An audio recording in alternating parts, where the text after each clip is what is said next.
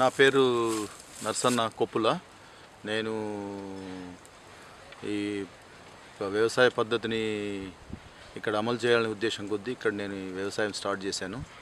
అంటే దాన్ని మనం చాలా కొత్తగా కనబడుతుండొచ్చు, కానీ దీన్ని పర్మాకల్చర్ అంటారు. పర్మాకల్చర్ అంటే ఇది ఒక శాశ్వత ప్రాతిపదికన అంటే తరతరాలకు ఉండిపోయే పద్ధతుల్ని మనం కంటిన్యూ చేస్తూ మన చుట్టూ ఉన్న పరిసరాలను గమనిస్తూ మనకు తోచిన వస్తువులతో మనకు తోచిన రిసోర్సెస్ తోటి మనం ఏమన్నా వ్యవసాయం చేసుకునే విధానము దేని నుంచి ఎట్లా చేస్తామనే పద్ధతుల్లో ఇది ఒక ప్రత్యామ్నాయ పద్ధతిగా మనం దీన్ని భావించవచ్చు.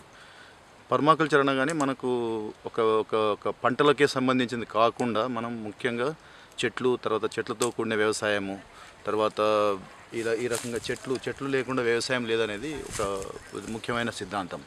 దీంట్లో 3 పద్ధతుల్ని అవలంబించి ఒక సూత్రాలు ఉన్నాయి. దీనికి ముఖ్యమైన సూత్రాలు. ఆ సూత్రాలను ఆధారం చేసుకునే ఈరోజు మరి ఆర్గనైజేషన్ అరణ్య అగ్రికల్చరల్ ఆల్టర్నేటివ్స్ అనే సంస్థ, మేము ఒక ఎన్జిఓ.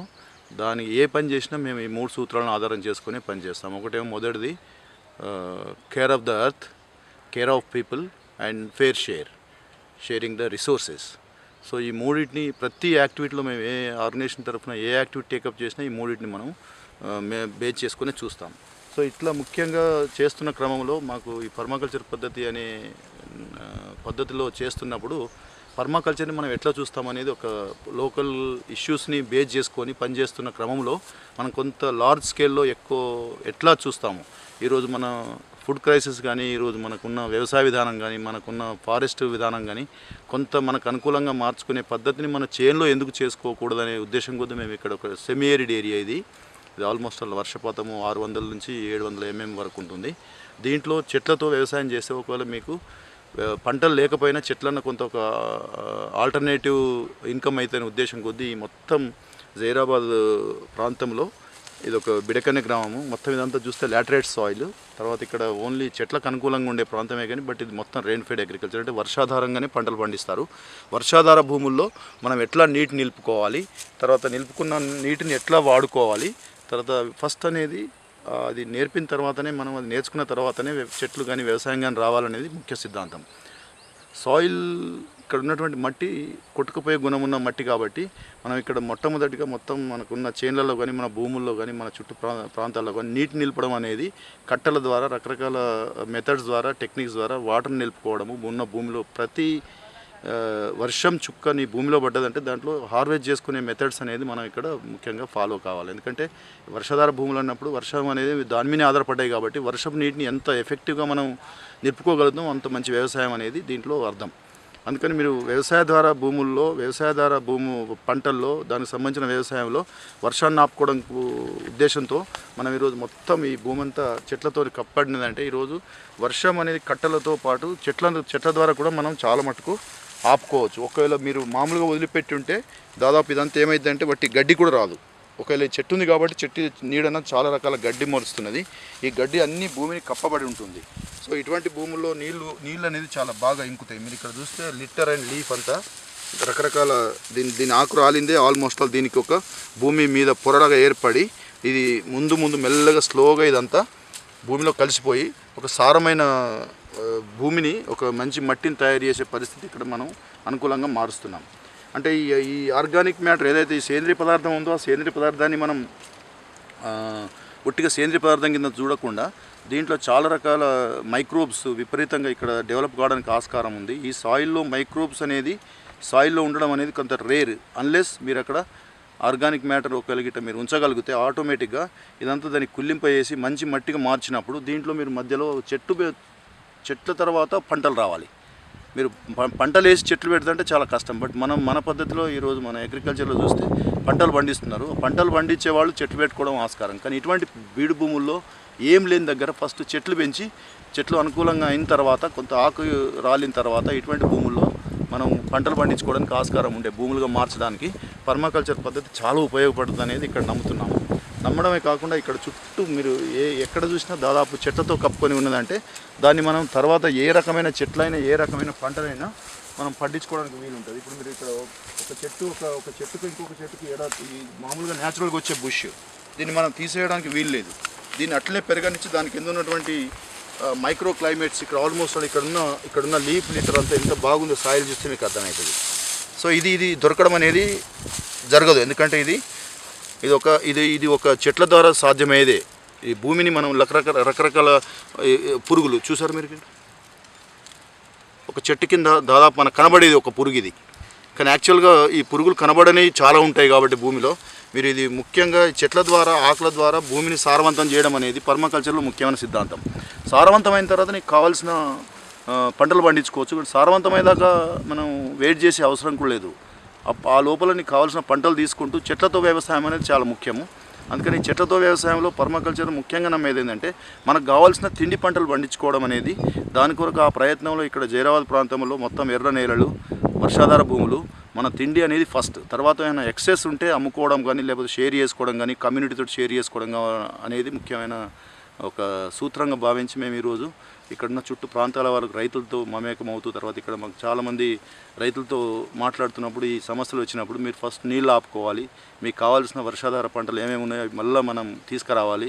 మీరు కమర్షియల్ క్రాప్స్ అనేది అవసరమే, బట్ అట్లానే కమర్షియల్ క్రాప్స్ ఎంతబడి మీరు తిండి పంటలు పండించుకోకపోతే ముందు మనకు చాలా రకాల ప్రాబ్లమ్స్, సమస్యలు వచ్చే పరిస్థితి ఉంది. కాబట్టి మీరు తినే పంటల్లో మనం వట్టి తినడానికి కొరకే పండిస్తలేము. మన ప్రతి పంట మనం పండించుకునేది తినే పంటలు అని అన్నప్పుడు మనం పండించిన పంటలన్నీ దాదాపు వర్షాధారంలో ఉన్న పంటలన్నీ మంచి న్యూట్రిషియస్తో కూడుకున్నటువంటి విధానము. అది మంచి పోషకాలు ఉన్న పంటలే మనం పండిస్తాం. కాబట్టి అది ఫస్ట్ మనం తినాలి, తిండి మిగిలిన దాన్ని అమ్ముకోవాలనేది. బట్ ఇటువంటి భూముల్లో మనం ఎక్కువ అమ్ముకోవడం కన్నా ఆలోచన చేసే బదులు ఎక్కువ ఎంత ప్రొడక్షన్ తీసినా అది అమ్ముకోవడానికి కూడా ఉపయోగపడుతుంది, తినడానికి ఉపయోగపడుతుంది. ఒకవేళ మీరు అమ్ముకోవాలంటే అమ్ముకోవచ్చు కూడా. ఇట్లా ఈ రెండు అవకాశాలు ఉన్న పంటలు పండించుకోవడం అనేది పర్మాకల్చర్లో మనం ఇక్కడ మాట్లాడుతున్న క్రమంలో వస్తున్నటువంటి పద్ధతులు. మేము ఇక్కడ పర్మాకల్చర్ ద్వారా ఈ రకమైన పద్ధతులు చేసుకుంటే ముందు తిండి కొరత తీరుతుంది. మనం ఇంకోళ్ళ మీద ఆధారపడే అవసరం లేదు, మార్కెట్స్ మీద ఆధారపడే అవసరం లేదు. దాంతోపాటు ఏమైనా ఇన్కమ్ వచ్చేటియే కమర్షియల్ క్రాప్, పూర్తి కమర్షియల్ కాదు కానీ బట్ మీరు తినే పంటలనే మనం కమర్షియల్గా చేసుకునే అవకాశం కూడా ఉంది. కాబట్టి అటువంటి రకమైన ఒక వ్యవస్థను తీసుకురావాలనే ప్రయత్నంలో ఈ పర్మాకల్చర్ అనేది ఇక్కడ పనిచేస్తున్నాము. ఇక్కడికి చాలామంది ట్రైనింగ్కి వస్తుంటారు. మాతో చాలామంది స్త్రీల గ్రూప్స్ ఎక్కడెక్కడ పనిచేస్తారో వాళ్ళంతా ఇక్కడికి వస్తారు. తర్వాత ఇక్కడ ఉన్నటువంటి ముఖ్యం విమెన్ గ్రూప్స్ చాలా యాక్టివ్గా రోల్ తీసుకొని వాళ్ళకి కావాల్సిన తిండి పంటలు, తర్వాత న్యూట్రిషియస్ ఫుడ్ ఏమున్నదని అటువంటి రకరకాల ట్రెడిషనల్గా ఇండిజినస్గా ఉన్నటువంటి సీడ్స్ని, విత్తనాలని ఇక్కడ ప్రొక్యూర్ చేసుకోవడం, ఇక్కడ నుంచి సప్లై ఇక్కడ వేరే వాళ్లకు పంచుకోవడము, ఈ రకంగా దాదాపు కొన్ని వేల మందితో మేము ఈరోజు పనిచేస్తున్నామంటే ఇది మనం వర్షాధార భూముల్ని అదృష్టం కాదని భావించొద్దు, అదృష్టంగానే భావించాలి. ఎందుకంటే మనకి ఇటువంటి భూములు దొరకడం కూడా చాలా అరుదైన అవకాశం. కాబట్టి ఇటువంటి ఉన్న వనరుని ఎలా ఉపయోగించుకోవాలనేది పర్మాకల్చర్లో మొదటి సూత్రము. ఆ ఉన్న రిసోర్సెస్ని మనం వాడుకుంటూ మనం ప్రజలతో మమేకం అవుతూ వాళ్ళకి కావాల్సిన అవసరాలను తీర్చే ఏ పద్ధతి అయినా సరే పర్మాకల్చర్ పద్ధతిలో ఆలోచించేది. అక్కడ లోకల్ పీపుల్కి అక్కడ ప్రాంతీయంగా ఉండే అలవాట్లు, తిండి అలవాట్లు, పంటలు, చెట్లు, అక్కడ ఉన్నటువంటి జంతు జీవరాశులు అవన్నిటిని మనం ప్రొటెక్ట్ చేసుకుంటూ ఏ రకంగా ఎంత మంచిగా మనం ఈ నేచర్తో, తర్వాత ఉన్నటువంటి ఇక్కడ అడవితో కానీ చెట్లతో కానీ సంబంధాలు పెంచుకుంటే డెఫినెట్గా మనం ముందు తరాల వారికి మనం అనుకునే పద్ధతుల్ని తీసుకుపోగలుగుతామనే నమ్మకంతో ఈరోజు మనం ఇక్కడ ఈ పనులు చేస్తున్న క్రమంలో లైవ్ ఫెన్స్ కానీ, మిక్స్డ్ ఫారెస్ట్ కానీ, ఫుడ్ ఫారెస్ట్ అంటున్నాము. తర్వాత మీరు రకరకాల పంటలు, రకరకాల చెట్లు, తర్వాత ఏమున్నా కానీ న్యాచురల్గా ఏమొచ్చినా వీటిని డిస్టర్బ్ చేయకుండా వీటితో కలిసి పనిచేయడం అనేది నేర్చుకుంటే డెఫినెట్గా మనం ముందు తరాల వారికి కొన్ని మంచి అలవాట్లని, పద్ధతుల్ని మనం అందిస్తామనే ఉద్దేశం కొద్దీ ఇక్కడ ఒక చిన్న ప్రయత్నం చేయడం జరిగింది. ఆ చిన్న ప్రయత్నం 15 సంవత్సరాల తర్వాత ఈరోజు ఒక మంచి పెద్ద ప్రయత్నంగా మలచడానికి అవకాశం ఉంది. దాంట్లో భాగంగా ఈరోజు మేము ఇక్కడ ఉన్నటువంటి ఫారెస్ట్, తర్వాత వేస్ట్ ల్యాండ్స్, ఏవైతే వేస్టెడ్ అంటున్నామో వేస్ట్ ల్యాండ్స్ కాదు, యాక్చువల్గా అవి వేస్టెడ్ ల్యాండ్స్.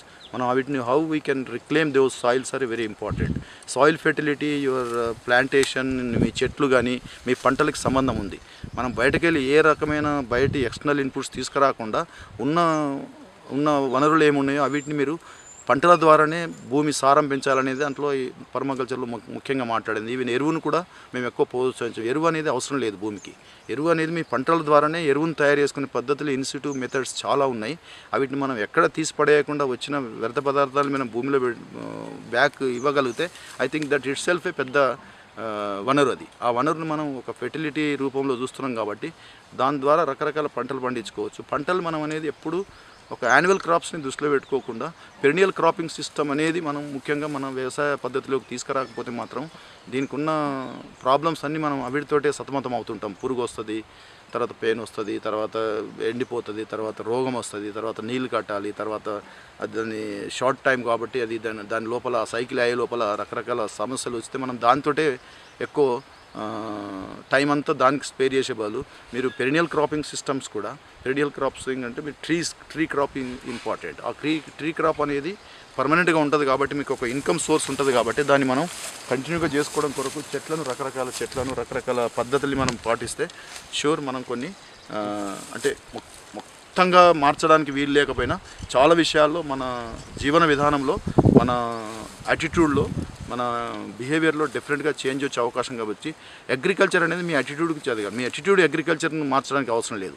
అగ్రికల్చర్ మీ యాటిట్యూడ్ని మార్చే విధానమైన పద్ధతిని మనం తీసుకురాకపోతే ముందు చాలా కష్టాలను ఎదుర్కోబోతున్నాం. కాబట్టి అటువంటి వీటికి మనం సిద్ధం కాకుండా మంచి పద్ధతులను మనం అలవాటు చేసి వేరే వాళ్ళకి అందించడం అనేది పర్మాకల్చర్లో ముఖ్యమైన అది ఒక సూత్రం. ఆ సూత్రాన్ని షేర్ చేసుకోవడం కొరకు మేము ఈరోజు ఇక్కడ వందల మంది వేల మంది రైతులతో పనిచేస్తున్నాం. ముఖ్యంగా ట్రైబల్స్, తర్వాత non tribals, they're all small and marginal farmers.